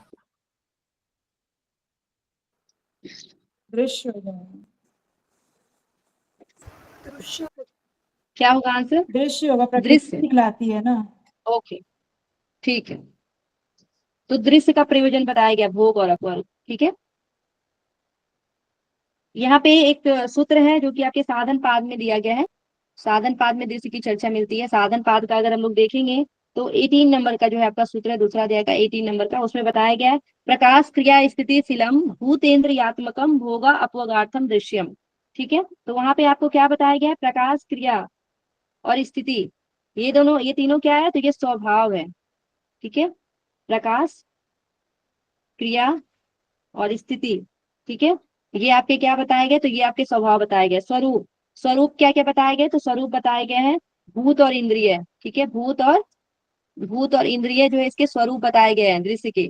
उसके बाद आपको देखना है भोग और अपवर्ग। भोग और अपवर्ग जो है ये क्या बताए गए हैं, तो ये प्रयोजन बताए गए दृश्य के। ठीक है, प्रयोजन, तो वही यहाँ पे पूछा गया था कि भोग और अपवर्ग जो है ये किसका प्रयोजन है। देखिए प्रयोजन करके क्वेश्चन पूछा गया है। ठीक है, ये श्लोक आपको याद रहेगा, तो तीनों बातें वहां लिखी गई हैं। ठीक है, प्रयोजन, तो भोग और अपवर्ग ये दृश्य का प्रयोजन बताया गया है। नेक्स्ट टाइम आपसे क्वेश्चन पूछा जा सकता है कि दृश्य का स्वभाव क्या है, तो प्रकाश क्रिया स्थिति उसका स्वभाव है। स्वरूप पूछा जाएगा तो भूत और इंद्रिय उसका क्या है, ये आपका स्वरूप बताया गया है। ठीक है, और प्रयोजन आपके भोग और अपवर्ग बताया गया है, तो ये आपको यहाँ पे ध्यान रखना है। क्लियर है यहाँ तक? ये आपके पतंजलि योग सूत्र से क्वेश्चन पूछा गया था। नेक्स्ट क्वेश्चन में चलेंगे हम लोग। नेक्स्ट 19 नंबर क्वेश्चन है, यहाँ पूछा गया सोप क्रम और निरूप क्रम में संयम करने से किसका जो है ज्ञान की प्राप्ति होती है, किस ज्ञान की प्राप्ति होती है, ये बताना है आपको। मृत्यु का। तो मृत्यु का ज्ञान हो जाता है, बिल्कुल सही आंसर है, मृत्यु का ज्ञान हो जाता है सोप क्रम और निरूप क्रम में संयम करने से। ठीक है, इसका श्लोक है सोप क्रमम निरूप क्रमम च कर्म तत्सयमात् प्रांत ज्ञान अरिष्टो भयो वा। ठीक है, ये आपके 22 नंबर जो है सूत्र में देखने को मिलता है विभूति पाद में। ठीक है, विभूति पाद में, क्योंकि आपका तीसरा पाद है विभूति पाद, उसमें देखने को मिलता है। ठीक है, सोप क्रम और निरूप क्रम में संयम करने से मृत्यु का जो है ज्ञान हो जाता है, ये बताया गया है यहाँ पे। उसके बाद यहाँ पे भविष्य भूत परिचय और मृत्यु, ऐसा जो है यहाँ पूर्व जन्म के बारे में यहाँ पे बताया गया है। ठीक है, अब हम लोग देख लेंगे पूर्व जन्म का अगर ज्ञान के बारे में पूछा जाएगा। ठीक है, पूर्व जन्म के ज्ञान के बारे में अगर पूछा जाएगा तो ये भी आपको देखने को मिलता है विभूति पाद में ही 18 नंबर के सूत्र में। ठीक है, वहां पे क्या बताया गया, संस्कार साक्षात कारणात पूर्व जाति ज्ञानम। संस्कारों पर संयम करने से क्या होता है, पूर्व जन्म का ज्ञान होता है। ठीक है, पूर्व जन्म का ज्ञान होता है, ये आपको ध्यान रखना है। ठीक है, उसके बाद तीनों परिणाम में संयम करेंगे तो भूत भविष्य का ज्ञान हो जाएगा। भूत भविष्य के ज्ञान के बारे में पूछेगा तो तीनों परिणामों में संयम करने से भूत भविष्य का ज्ञान हो जाता है, ये याद रखना है। ठीक है, तीनों परिणामों में संयम करेंगे तो किसका ज्ञान होगा, भूत भविष्य का ज्ञान होगा, ये आपके 16 नंबर श्लोक में बताया गया है। ओके, प्रत्यस्थ परिचित ज्ञानम, प्रत्यस्थ परिचित ज्ञानम ये आपके 19 नंबर सूत्र में बताए गए हैं। ठीक है, प्रत्यस्थ परिचित ज्ञानम यानी दूसरों के चित्त का साक्षात्कार कर लेने से के चित्त का जो है ज्ञान हो जाता है, ये बताया गया है परिचित के बारे में। ठीक है, तो बाकी ऑप्शन भी डिफाइन कर दिए गए हैं। अब हम लोग नेक्स्ट क्वेश्चन में चलेंगे। नेक्स्ट आपका क्वेश्चन है, महर्षि पतंजलि के अनुसार चित्त का ग्रहिता ग्रहण ग्राह्य में स्थित एवं तदाकार हो जाना क्या कहलाता है? समापत्ति। तो क्या हो जाता है, समापत्ति हो जाता है, बिल्कुल सही बताया गया आपको। छीन वृतेर बीजात कसेव मनेर ग्रहति ग्रहण ग्रहेसु ततस्थ जनता समापत्ति। समाधि पाद में इसका वर्णन मिलता है। ठीक है, समाधि पाद, पहला जो आपका पाद है समाधि पाद का सूत्र नंबर देखेंगे तो 41 में इसका वर्णन मिलता है। ग्रहिता ग्रहण और ग्राह्य के बारे में बताया गया है कि स्थिति एवं तदाकार हो जाना क्या कहलाता है, तो समापत्ति कहलाता है। ठीक है, अब यहाँ पे सबीज के बारे में पूछा गया है, तो सबीज के बारे में अगर हम लोग देखेंगे तो ये 46 नंबर साधन समाधि पाद के ही 46 नंबर जो है सूत्र में बताया गया है। ठीक है, क्या बताया गया, ता एव सबीज समाधि। ठीक है, उसके बाद विवेक ख्याति के बारे में देखते हैं, तो विवेक ख्याति ख्याति के बारे में आपको साधन पाद में देखने को मिलता है। ठीक है, साधन पाद का 26 नंबर सूत्र में देखने को मिलता है, जहाँ पे बताया गया विवेक ख्याति विप्लवा हानुपाया। ठीक है, यानी विवेक ज्ञान उत्पन्न हो जाने से क्या हो जाता है, दुखों का अभाव हो जाता है। ये आपको दुखों का अभाव हो जाता है, ये बताया गया विवेक ख्याति के बारे में। ठीक है, तो ये जो है आपको ध्यान रखना है। नेक्स्ट क्वेश्चन में हम लोग चलेंगे। नेक्स्ट आपका क्वेश्चन है, महर्षि पतंजलि के अनुसार क्षणों के किस प्रतियोगी का स्वरूप परिणाम के अंत में समझ में आता है? क्रम। क्रम का। तो हो जाएगा क्रम का, बिल्कुल सही।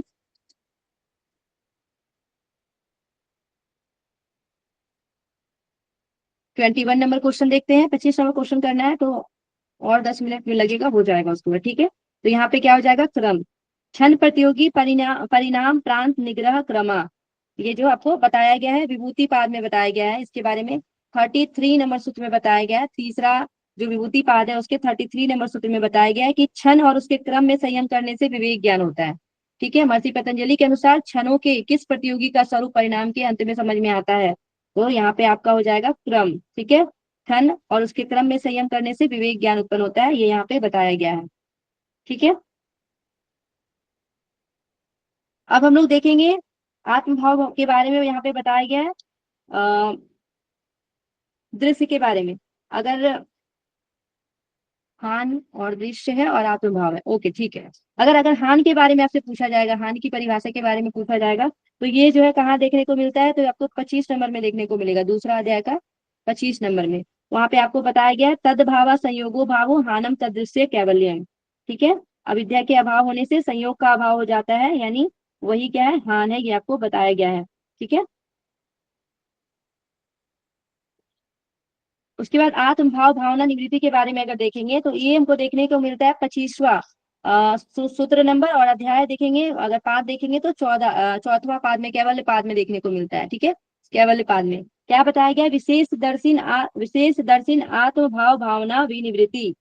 ठीक है, चित्त और आत्मा के भेद का प्रत्यक्ष कर लेने से योगी में क्या हो जाता है, आत्मभाव भावना की जो है विशेष भावना की निवृत्ति हो जाती है, ये आपको ध्यान रखना है। ठीक है, नेक्स्ट क्वेश्चन में हम लोग चलेंगे। नेक्स्ट आपका क्वेश्चन है कि महर्षि पतंजलि के अनुसार इष्ट देवता का साक्षात्कार किससे होता है? इष्ट देवता का साक्षात्कार किससे होता है, ये आपको बताना है। स्वाध्याय दृष्ट देवता संप्रयोगा। ठीक है, ये बताया गया आपका स्वाध्याय में। ये हम लोग देखते हैं नियम, जब हम लोग नियम देखते हैं तो नियम में ये बताया गया है जो आपके साधन पाद है, साधन पाद के 44 नंबर सूत्र में बताया गया है, ये नियम के अंतर्गत आते हैं। ठीक है, स्वाध्याय स्वाध्याय दृष्ट देवता संप्रयोगा। उसके बाद ईश्वर प्राणिधान के बारे में देखते हैं तो आपको 23 नंबर श्लोक में जो है सूत्र में यहाँ पे आपको देखने को मिलता है ईश्वर प्राणिधान के बारे में, दूसरा अध्याय में ही। ठीक है, ऐसे अगर हम लोग देखेंगे ईश्वर प्राणिधानात, ये वाला सूत्र आपको देखने को मिलेगा, ये समाधि पाद में ही देखने को मिलता है। ठीक है,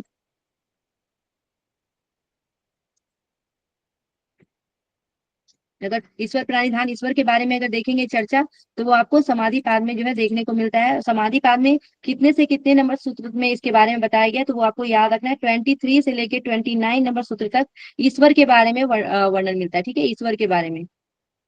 ओके, अब यहाँ पे हानुपाय के बारे में बताया गया, तो विवेक ख्याति विप्लवा हानुपाया, अभी जस्ट हम लोग देखिए 26 नंबर सूत्र दूसरा अध्याय का, वहां पे आपको बताया गया है।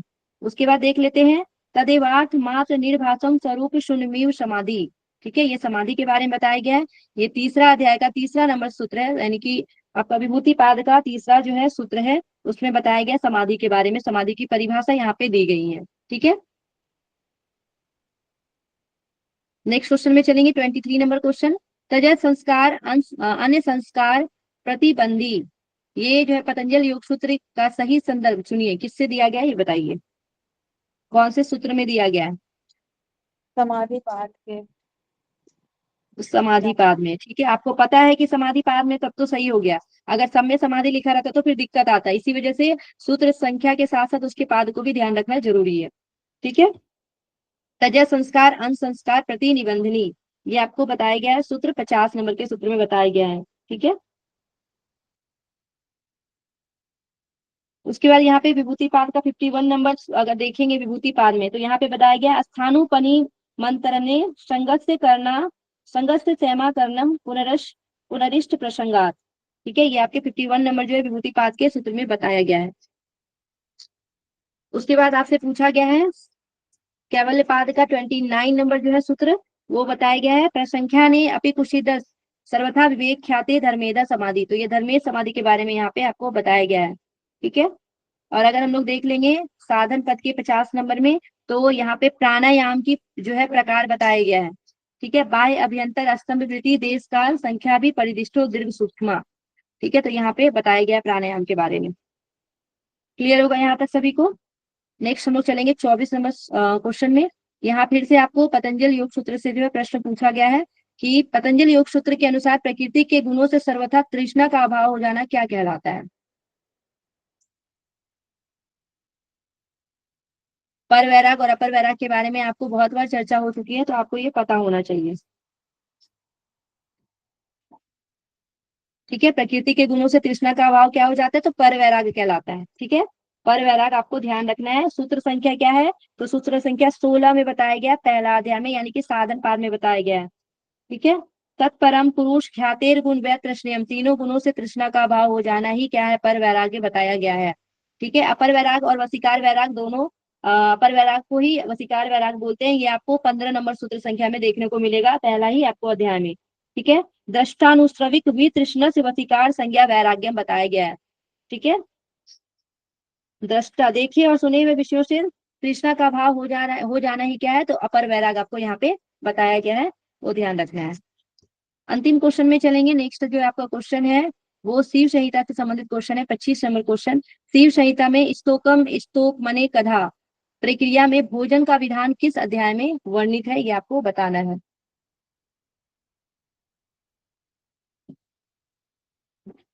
तो इसको हम लोग देखेंगे आपके तृतीय अध्याय में देखने को मिलता है। ठीक है, तृतीय अध्याय में 45 नंबर जो आपका श्लोक है, वहां पे बताया गया है शिव संहिता में स्तोकम स्तोक मने कथा। क्या बोला गया है कि अभ्यास में स्थित हो जाने पर नियम आग्रह नहीं करना चाहिए, तब अभ्यासी को क्या करना चाहिए, थोड़ा थोड़ा करके जो है भोजन अनेक बार करना चाहिए। ठीक है, थोड़ा थोड़ा करके भोजन क्या करना चाहिए, अनेक बार करने की बात की गई है। ठीक है, स्तोकम स्तोक मने कथा का मतलब यही होता है। ठीक है, अभ्यास में स्थित हो जाने पे नियम आग्रह नहीं करना है, और क्या करना है, तब तक योगी जो अभ्यासी है वो थोड़ा थोड़ा जो है भोजन अनेक बार करेगा। ठीक है, तो ये आपको शिव संहिता के अनुसार ध्यान रखना था। आपके जो है 1 से 25 क्वेश्चन कंप्लीट हो चुके हैं। होमवर्क क्वेश्चन जो है इसके नीचे वाला क्वेश्चन आपका होमवर्क क्वेश्चन है। ठीक है, 26 नंबर क्वेश्चन, जिसमें पूछा गया है 5 उप प्राण में डकार द्वारा जो है कौन से प्राण जो है उदरीय दबाव को हल्का करता है। सभी लोग कमेंट बॉक्स में जवाब देंगे इसका। ठीक है,